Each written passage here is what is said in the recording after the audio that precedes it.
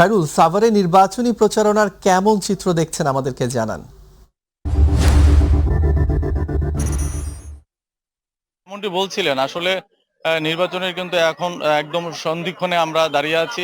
আর মাত্র দুই দিন পরেই কিন্তু আসলে নির্বাচন অনুষ্ঠিত হবে।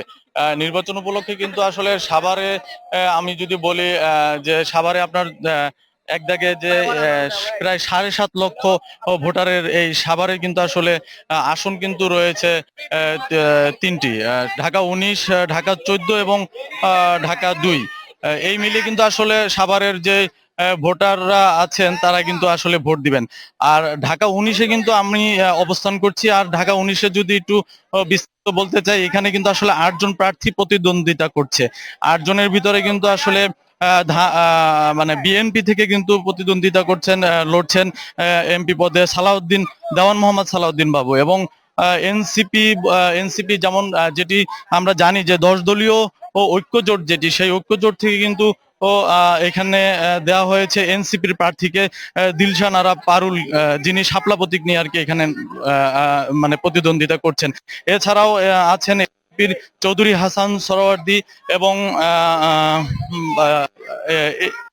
এএনপিপি, যেটা ন্যাশনাল পিপলস পার্টি, এইখান থেকে আছেন ইসরাফিল হোসেন সাবারি, এবং বাংলাদেশ মুসলিম লীগ থেকে আছেন কামরুল, ইসলামী আন্দোলন থেকে আছেন মোহাম্মদ ফারুক খান, এবং জাতীয় পার্টি থেকে আছেন বাহাদুর ইসলাম, গণ অধিকার পরিষদ থেকে আছেন শেখ শওকাত হোসেন। আমরা এখন যেই নির্বাচনী প্রচারণায় আছি, যদি প্রচারণার ক্ষেত্রে বলি, এখন কিন্তু শেষ মুহূর্তের প্রচারণা খুব জমজমাট হচ্ছে।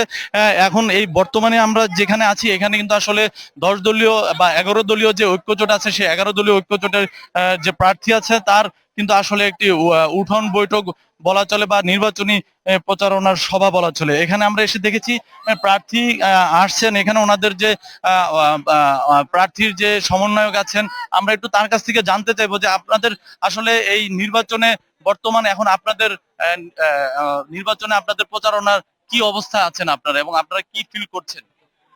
আলহামদুলিল্লাহ, আমাদের প্রচারণা খুবই ভালো চলছে এবং আমরা যেভাবে প্রচার করছি মানুষের প্রত্যেকটা মানুষের দরজা দরজা আমরা গিয়েছি এবং তাদের খুব ভালো এবং পজিটিভ সাড়া আমরা পেয়েছি। আশা করি যে এই আসনে, ঢাকা 19 আসনে আমাদের 11 দলীয় জোট প্রার্থী দিলশানা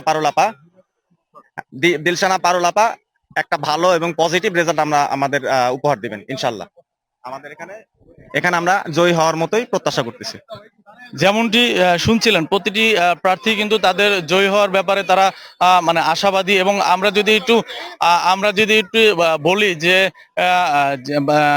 এই ঢাকা 19 আসনে আমরা কিন্তু ইওনোর সাথে কথা বলেছি, যে তিনি আমাকে বলেছেন যে গতকালকে কিন্তু ভোটের যত সরঞ্জামাদি তা কিন্তু এসে পৌঁছেছে সাভারে।